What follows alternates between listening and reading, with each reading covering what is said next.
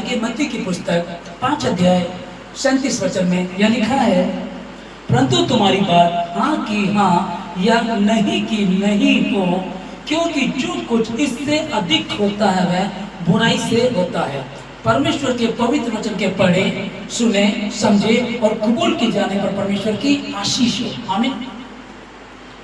जैसे कि रक्षाबंधन आ रहा है और कई लोगों का सवाल होता है, कुछ क्रिश्चियंस लोग जो हैं, जो नए प्रभु में हैं और कुछ पुराने हैं, कई बार वो इस बात को पूछते हैं कि हमको ये कहा जाता है कि मसीह लोग राखी नहीं बांधनी चाहिए मसीहियों को। तो फिर नए लोग भी पूछते हैं क्या हमको बांधना कि नहीं बांधना।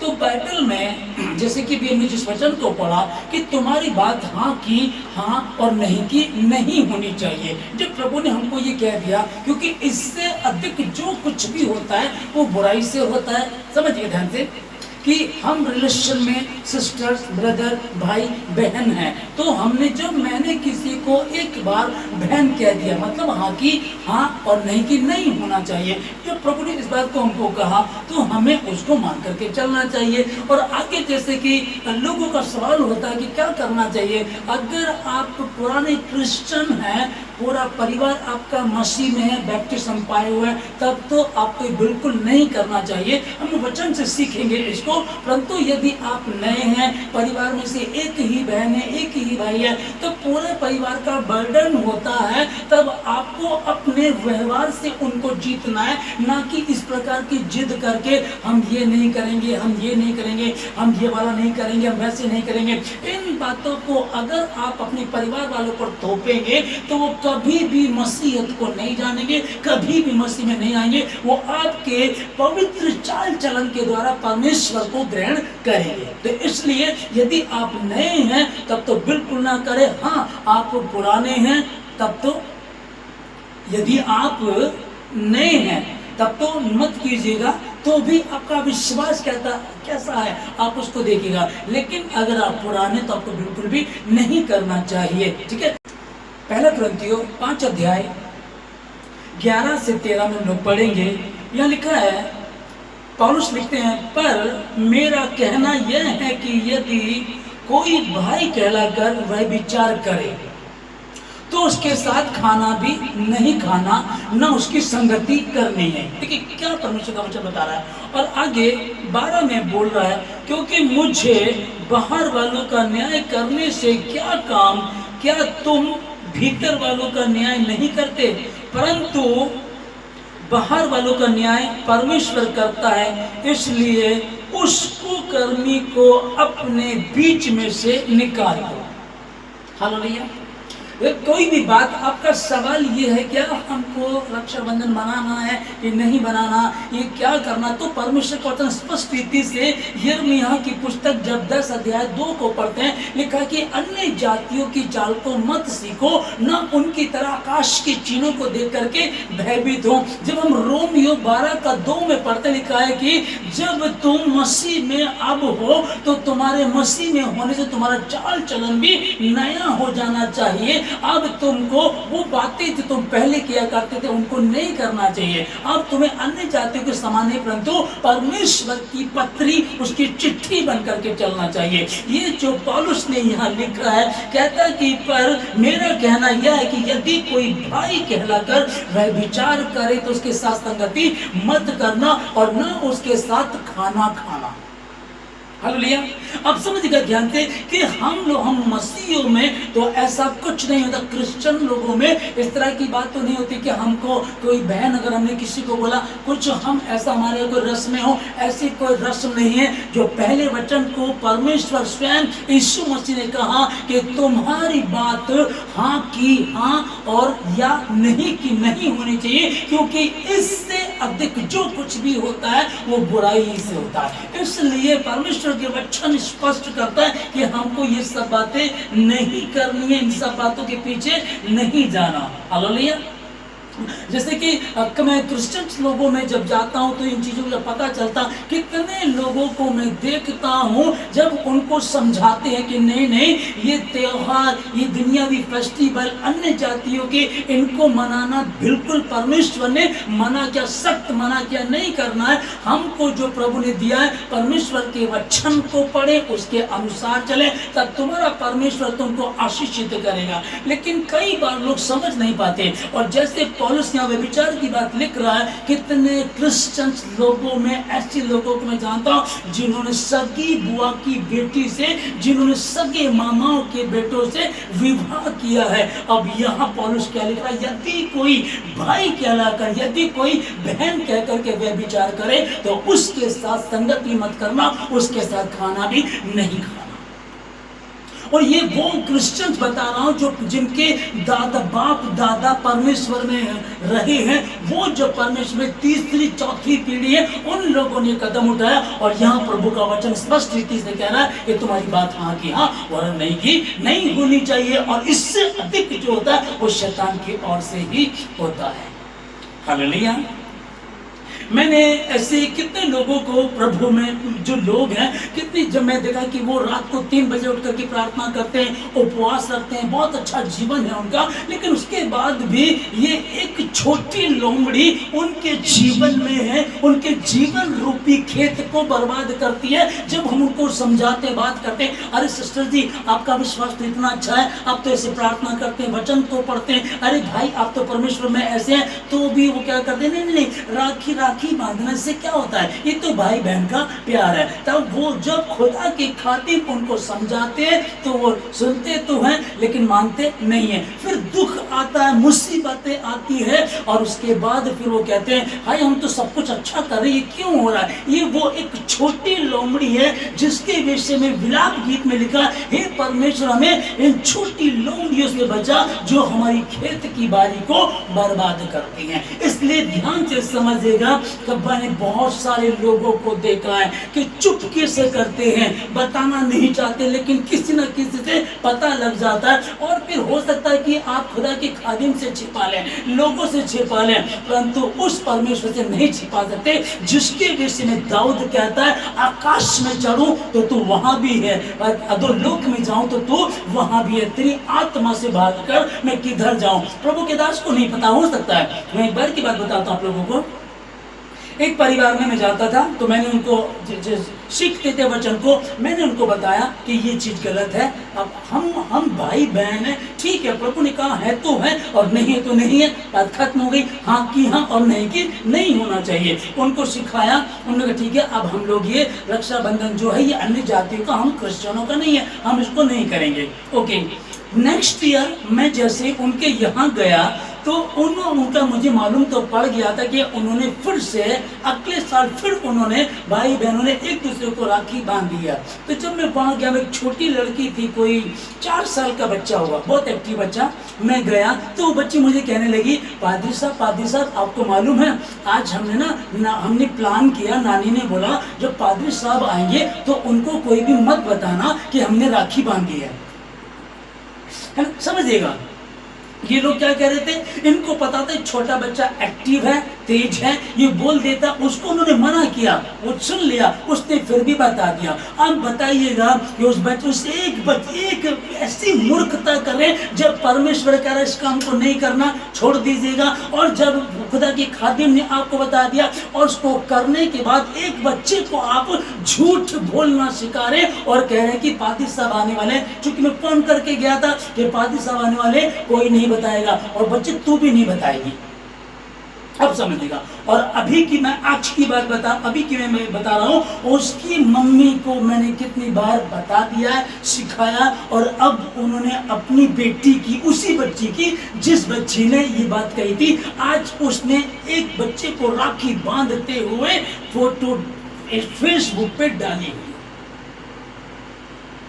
तो खुदा के साथ जो रिश्ता है ना, लिखा कि बुलाए हुए तो बहुत है परंतु चुने हुए थोड़े हैं। तो ये आपकी मर्जी है। अब छोटी छोटी बातों में परमेश्वर का वचन हम पढ़ते हैं, परमेश्वर का वचन में लिखा है कि परमेश्वर बहुत सारे बलिदानों से नहीं परंतु अपनी बात के माने जाने से प्रसन्न होता है। व्यवस्था की ये पुस्तक तेरे चित्त से कभी उतरने ना पाए। दिन रात इसमें मनन करते रहना, इसमें लिखी हुई बातों के अनुसार आचरण करना, तब जहां कहीं तू जाएगा सफलता प्राप्त करेगा और तेरा परमेश्वर यहोवा तुझे आशीष देगा। तो यही तो पुस्तक है। यशायाह की पुस्तक 1:3 में यह लिखा है, बैल तो अपने मालिक और गधा अपने स्वामी की चरनी को पहचानता है, परंतु इज़राइल मुझे नहीं जानता, मेरी प्रजा विचार नहीं करती। देखिए इज़राइलियों का जो कंपैरिजन है किससे किया जा रहा? गधे और बैल से। बैल को आप छोड़ दीजिएगा, बैल जानता है, बैल अपने मालिक की आवाज को पहचानता है, जिधर उसको पता मालिक आएगा वो उसके पीछे हो जाएगा, किसी और के पीछे नहीं जाएगा। गधे को कहीं भी छोड़ दे, कहा कहते हैं ना गधा इतना सीधा है, गधा इतना पागल है, उस गधे को कि शहर के किसी कोने में छोड़ दें वो चरनी को पहचानता मुझे कहाँ जाना है। बैल तो अपने स्वामी की आवाज को और गधा अपने स्वामी की चरनी को पहचानता है, लेकिन मेरी प्रजा इज़राइल मुझे नहीं जानती है।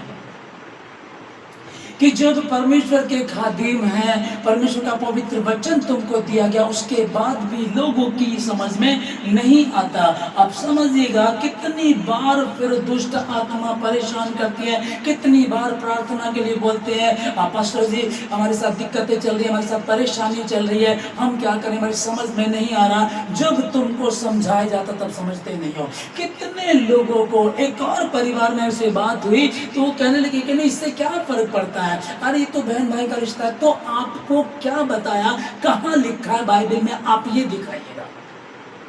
लिखा ना तो इसमें एक बिंदु बढ़ाना है और ना एक बिंदु घटाना है। जब परमेश्वर ने लिख दिया है कि अन्य जातियों की चाल को मत सीखो और ना उनकी तरह आकाश के चिन्हों को देख करके भयभीत होना है, जब परमेश्वर ने कह दिया तो फिर हम ऐसा क्यों करते हैं? मतलब कि कहीं ना कहीं वो लिखा ना कि प्रभु ने कहा कि प्रार्थना करते रहो, क्योंकि आत्मा तो तैयार, शरीर दुर्बल है। अब शरीर मानता है यार ये जो इनका त्योहार ये अच्छा है, यार ये दारू है ये अच्छी है, यार लोग जो जुआ खेल रहे अच्छा, तो गलत तरफ दिमाग जाएगा, गलत साइड में जाएगा और वो गलत करना चाहते हैं। परमेश्वर के वचन ने स्पष्ट कर दिया है, व्यवस्था की पुस्तक तेरे सामने रख दी गई है, इसको मानना है, अच्छी बात है, नहीं मानेंगे कोई बात नहीं है।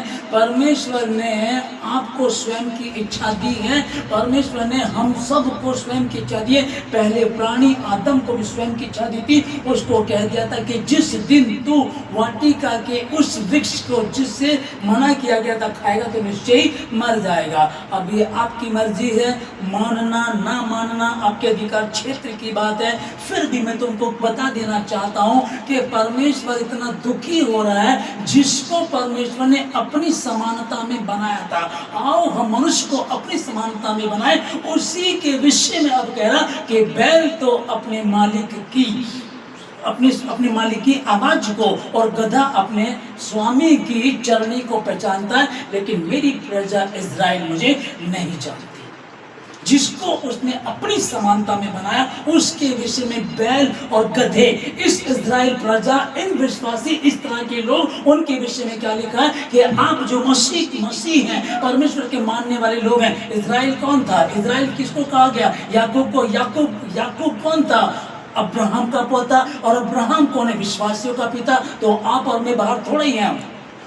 अगर हम अब्राहम हमारा पिता है, विश्वासियों का पिता है, तो इज़राइल उसके पोते को कहा गया, तो उसके बाद तो हम विश्वासी हैं ना, हम इज़राइल हो गए ना, इज़राइली हम लोग हैं। और प्रभु ने इस बात को लिख करके बोल दिया कि अपनी समानता में बनाने वाले मनुष्य की, अब क्या कह रहा, वो कौन है, किसकी तरह? उनसे अच्छा तो बैल और गधा है। उनको समझाते उनकी समझ में नहीं आता। बैल अपने स्वामी की आवाज को पहचान लेता, उसके पीछे पीछे हो लेता। गधे को पूरे शहर में कहीं भी छोड़ दो, वो अपने मालिक की चरनी में आकर के रुकता है, लेकिन उसकी प्रजा, मेरी प्रजा मुझे नहीं पहचानती। अपनी समानता में जिसको बनाया उसके विषय में परमेश्वर कह रहा है। पर दुख आते हैं, मुसीबतें आती हैं, परमेश्वर दुख नहीं देता है, परमेश्वर मौत नहीं देता है, परमेश्वर कष्ट नहीं देता है। लेकिन जो परमेश्वर के विरोध में है, फिर वो इसका नाजायज फायदा उठाता है, फिर वो ऐसी हरकत करता है। यत्न जो इफिसियों की पुस्तक 2 अध्याय 2 वचन में लिखा है, जिनमें तुम पहले इस संसार की रीति पर और आकाश के अधिकार के हाकिम अर्थात उस आत्मा के अनुसार चलाए चलते थे, जो अब भी आज्ञा न मानने वालों में कार्य करता है। समझ पा रहे हैं आप लोग? जिनमें तुम पहले इस संसार की रीति पर चलते थे, वो आज भी आज्ञा न मानने वालों में कार्यशील है। अब बात आती है रक्षा बंधन। ओके, तो परमेश्वर से बड़ा रक्षक कोई हो सकता है?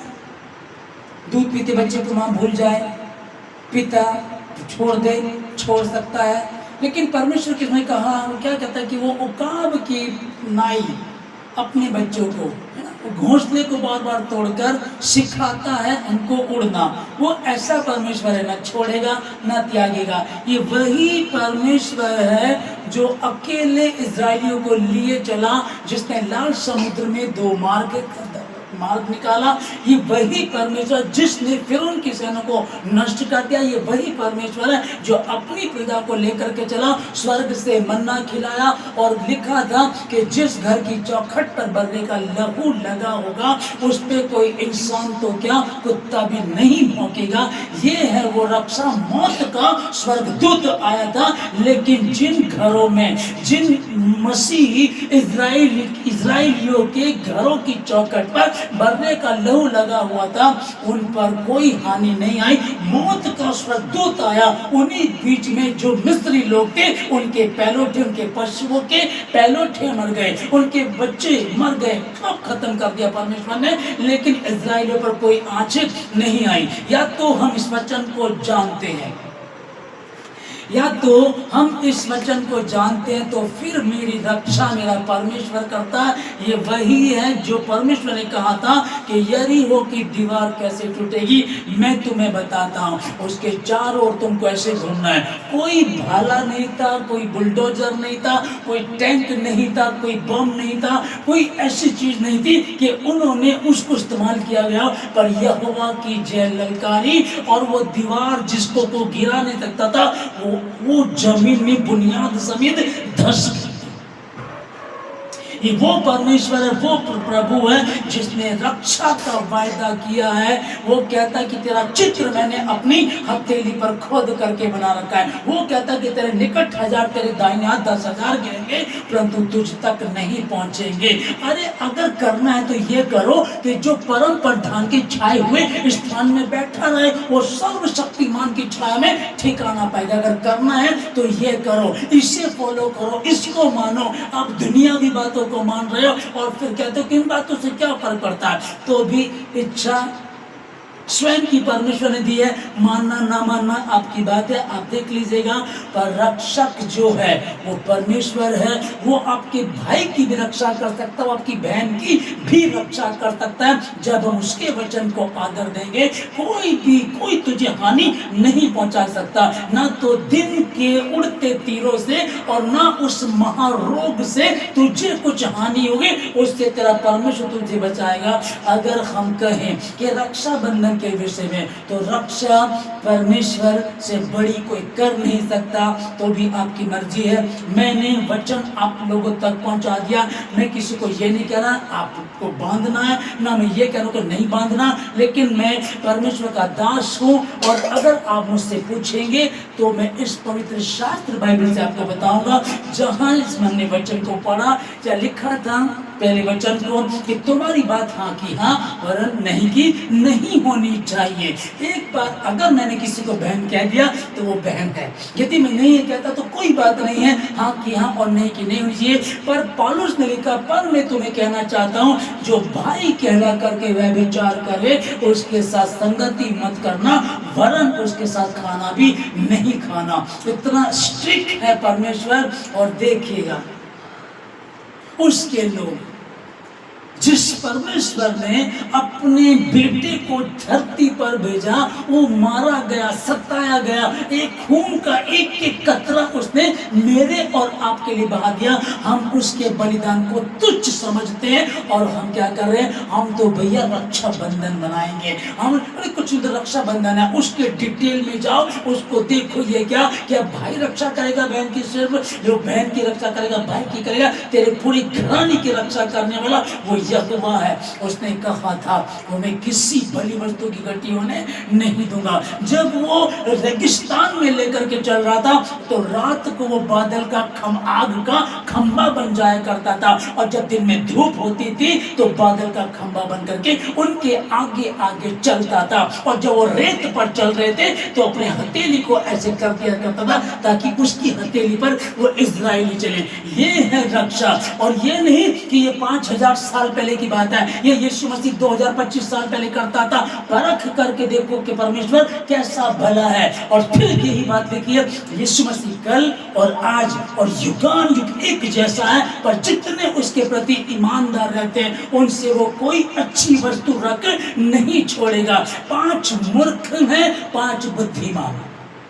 एक उदाहरण प्रभु ने बताया कि 5 बुद्धिमान थी, 5 मूर्ख थे। तो आप किस श्रेणी में आती हैं, आप किस श्रेणी में आते हैं कि आप अपने भाई को, ये मसीह होने के बाद, मैं गैर मसीह की बात नहीं कर रहा हूँ, मैं क्रिश्चियनों की बात कर रहा हूँ जो मसीह पे विश्वास करते हैं, बैप्टिज्म पाए हुए, उनसे बात चल रही मेरी। आप अपने भाई को ना, अपने भाई को प्यार करते हैं, अच्छी बात कीजिएगा, कोई दिक्कत नहीं है। भाई बहन को, बहन भाई को करे, लेकिन ये राखी बांध करके मेरा भाई में रक्षा करेगा, ये भाई बंधवा करके मैं तेरी रक्षा करूंगा, तो यदि परमेश्वर का अनुग्रह ना हो तो कोई किसी को बचा नहीं सकता। और यदि परमेश्वर का अनुग्रह मुझ पर है तो किसी की पाप की औकात नहीं मुझे कोई टच कर जाए, क्योंकि वो मेरे भीतर वास करता, मेरे साथ रहता। उसने कहा मैं युग के अंत तक सदैव तुम्हारे साथ हूं। अरे कौन सी रक्षा की बात कर रहे हैं भाई? उसने तो कहा था मैंने तुम्हें सांप और बिच्छुओं को रौंदने का अधिकार दिया।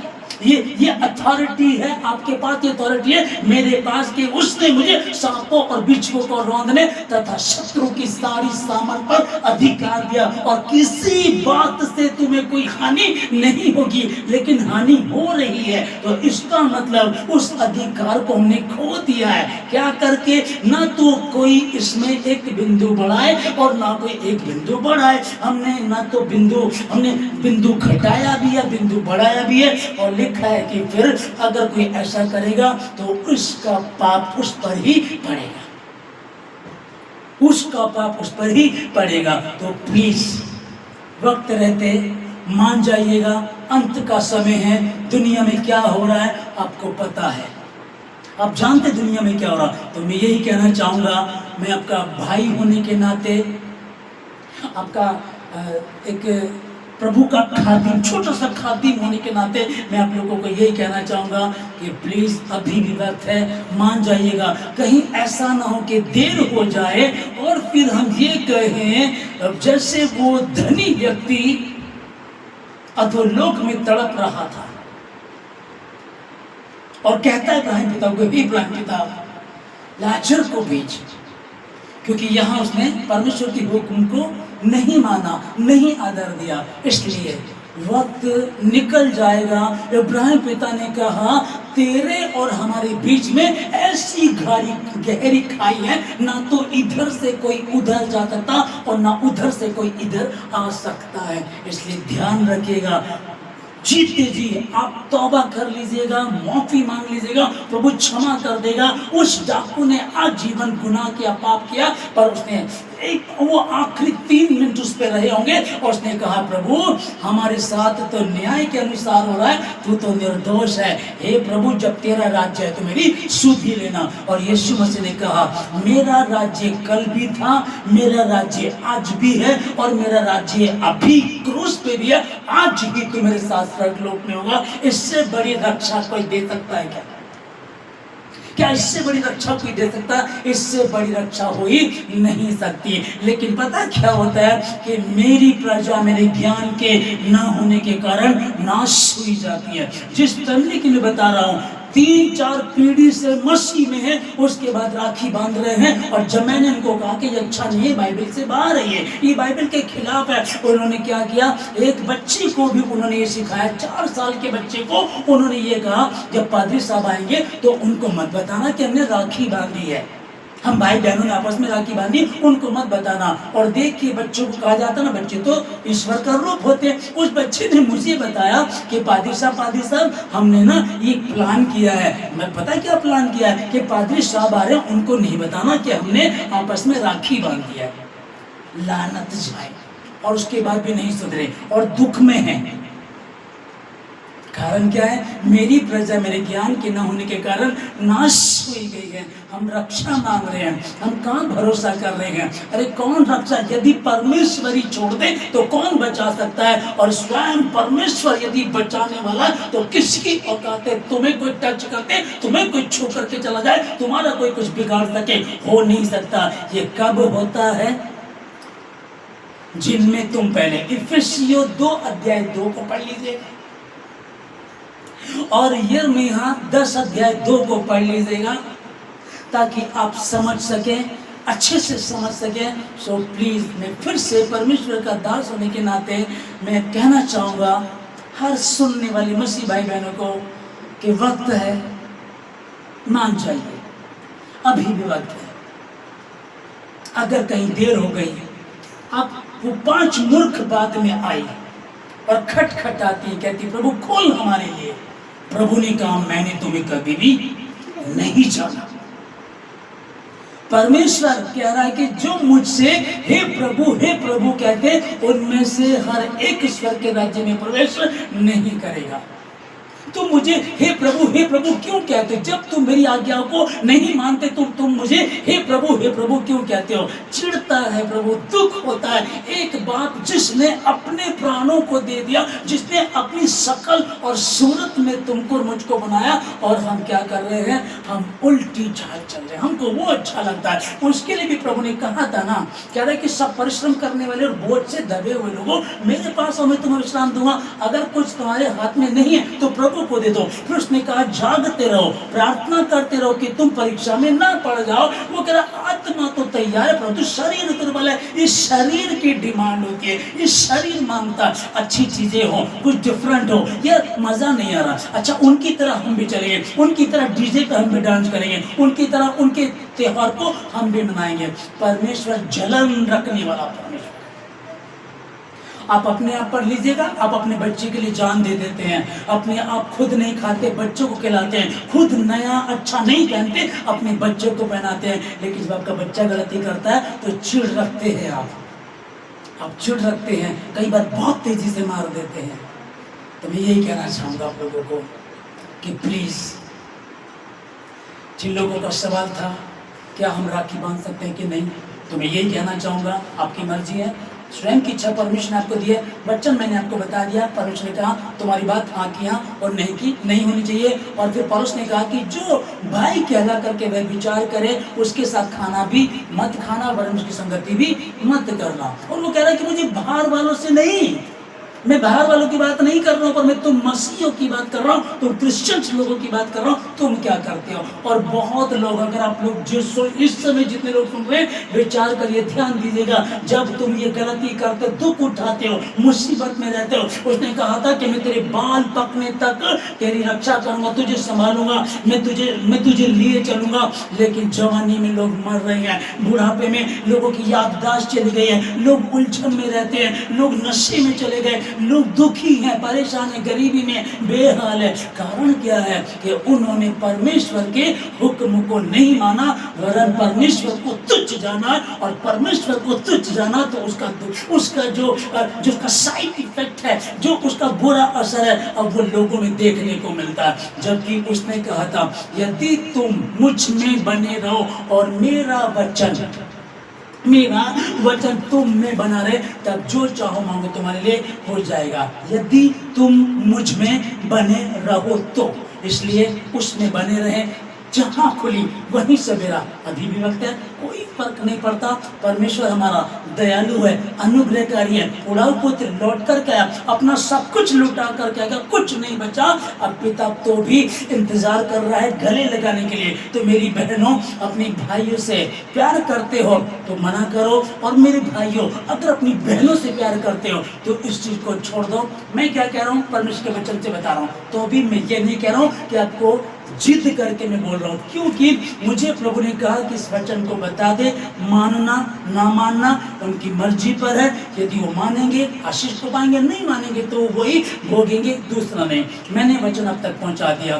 तो मैं प्रार्थना करूंगा प्रभु के लिए, जितने भवन में सुन रहे हैं आप सबको यीशु मसीह के नाम में मैं आशीष देता हूँ। जितने ऑनलाइन सुन रहे हैं आप लोगों को, कि जो भी जाने में अनजाने में गलती हुई तौबा करें, माफी मांगे, कहें प्रभु मुझे क्षमा कर दे, मुझे धो दे, शुद्ध कर दे। जाने में अनजाने में जानबूझकर अब तक जो मैंने गलती की है मुझे धो दे प्रभु, मेरे जीवन से अपनी महिमा करे, मेरे जीवन में नया काम, मैंने जो गलती की क्षमा कर दे प्रभु। और प्रभु दयालु है, ठहरा रहता है, वक्त है, बदल जाइएगा। ऐसा ना हो मुसीबत पड़े, दुख पड़े, तब आप उसको पुकारो, वो कहेगा तुम तो किसी और को रक्षक बोल रहे थे ना। और जबकि प्रभु कहता है कि मैं अपनी महिमा औरों को नहीं दूंगा, मेरा रक्षक तो मेरा परमेश्वर है। तूफानों की हंसती है क्या जब जिंदा चट्टान पे हो के। तूफानों की हंसती है क्या जब जिंदा चट्टान पे हो के। अंगूर के पेड़ पे बेबसता हर डाली सावन हो जाए। कुम्हार बने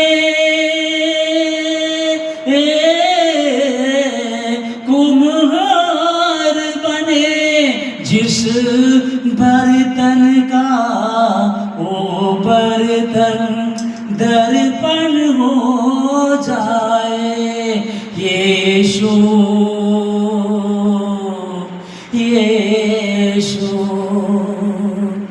तू जो छू जाए इस मट्टी को, ये मट्टी कुंदन हो जाए। कुम्हार बने कुम्हार बने जिस बर्तन का वो बर्तन दर्पण हो जाए। यीशु यीशु। गीत की गाने वाले ने कहा कि तूफानों की हस्ती है क्या जब जिंदा चट्टान पर हो आके। जिंदा चट्टान कौन? परमेश्वर। दाऊद कहता है क्या मैं अपनी आंखें पर्वत की ओर लगाऊंगा? ध्यान से समझिएगा, आप इसको पढ़ेंगे भजन संहिता 121 में लिखा कि मैं अपनी आंखें पर्वतों की ओर लगाऊंगा। सहायता मुझे कहां से मिलती है? यह क्वेश्चन मार्क है। वो कह रहे कि क्या मैं अपनी आंखें पर्वतों की ओर लगाऊंगा? क्या मैं रक्षा के लिए दुनिया को ढूंढूंगा? कोई मेरी रक्षा कर सकता है? जिंदा चट्टान पर मेरी आंखें हैं और तूफानों की हस्ती क्या है? यदि वो मुझे छू दे, इस मट्टी को छू दे, वो कुम्हार है, इस मट्टी को छू दे तो ये मट्टी, ये ऐसा बर्तन, ये जो बर्तन, ये पात्र है, ये दर्पण बन जाएगा। और दर्पण का मतलब क्या होता है? हम जब शीशे में देखते हैं तो अपने बाल ठीक करते हैं, अपने जो भी कपड़े बाल हम ठीक करते हैं ऐसे देख करके शीशे को, तब हम चलते फिरते शीशे, चलता फिरता आईना बन जाएंगे। लोग हमें देख करके अपने आप को ठीक करेंगे। इसलिए ध्यान दीजिएगा, आप अन्य जातियों के बीच में रहते हैं। हाँ, इजरायली मिस्रियों के बीच में थे, परमेश्वर उनको किसी भली वस्तु की घटी होने नहीं दी। कब? जब परमेश्वर को उन्होंने पुकारा और परमेश्वर आसमान से उनकी वाणी को, उनके दुख को, किलकारी को सुन करके जमीन पर उतर आया। वो परमेश्वर आपके साथ रहता है, वो परमेश्वर इंतजार करता है। जब तक हम उसे नहीं पुकारेंगे वो नहीं आएगा। कोढ़ी ने पुकारा, तौबा करते हैं, तौबा करते हैं। मैं माफ़ी मांगता हूँ, मैं माफ़ी मांगती हूँ। मंदिर में 2 लोग प्रार्थना कर रहे थे। एक अपनी अच्छाई गिनवा रहा था, सप्ताह में 2 बार उपवास रखता हूँ, 10वां अंश देता हूँ, और मैं ये पापी है ना, इसकी तरह बिल्कुल भी नहीं हूँ। और दूसरे ने जब प्रार्थना करना शुरू किया तो लिखा है कि उसने स्वर की ओर आंखें उठाना भी ना चाहा और छाती पीट पीट करके उसने तौबा की, पश्चाताप किया और परमेश्वर ने क्षमा कर दिया। अब तक यदि आप में ऐसा कोई है जो सोच रहा था कि मेरे भाई मेरी रक्षा करेगा, मेरी बहन यदि मुझे राखी बांधेगी तो उसकी रक्षा करूंगा, तो ऐसे बहुत सारे भाई, बहुत सारी बहनें हैं जो यूं ही उलझ जाते हैं, परेशान हो जाते हैं। परंतु यदि मैं कहूँ कि मेरा परमेश्वर मुझे कहा कि वो अपनी महिमा औरों को नहीं देगा, और जब उसके छाए हुए स्थान में बैठे रहेंगे तब वो हमारी रक्षा करता है और अपने स्वर्गदूतों को मेरे निमित्त आज्ञा देता है। तेरे निकट 1000, तेरे दाहिने हाथ 10,000 गिरेंगे परंतु तुझ तक नहीं पहुंचेंगे। यीशु मसीह के नाम में मैं आपको आशीष देता हूँ। प्रभु ने कहा होशे की पुस्तक 4:6 में, मेरी प्रजा मेरे ज्ञान के ना होने के कारण नाश हो जाती है। उसका ज्ञान ये रहा, संसारिक नहीं, स्वर्गीय ज्ञान। ये पुस्तक, इसको पढ़ें, समझें, इसके अनुसार चले। आशीष देता हूं यीशु मसीह के नाम में कि आप जब इसको समय सुन रहे हैं, इस समय सुन रहे हैं, इसको सुनते सुनते आप बदल रहे हैं यीशु मसीह के नाम में। और आपके बाद वो गलती नहीं करेंगे, वो बातें नहीं करेंगे जिससे परमेश्वर सख्त घृणा करता है। यीशु मसीह के नाम में आपका आशीष देता हूँ। सारी आदर में परमेश्वर को देकर प्रार्थना मसीह यीशु के नाम से मांगते हैं, आमीन।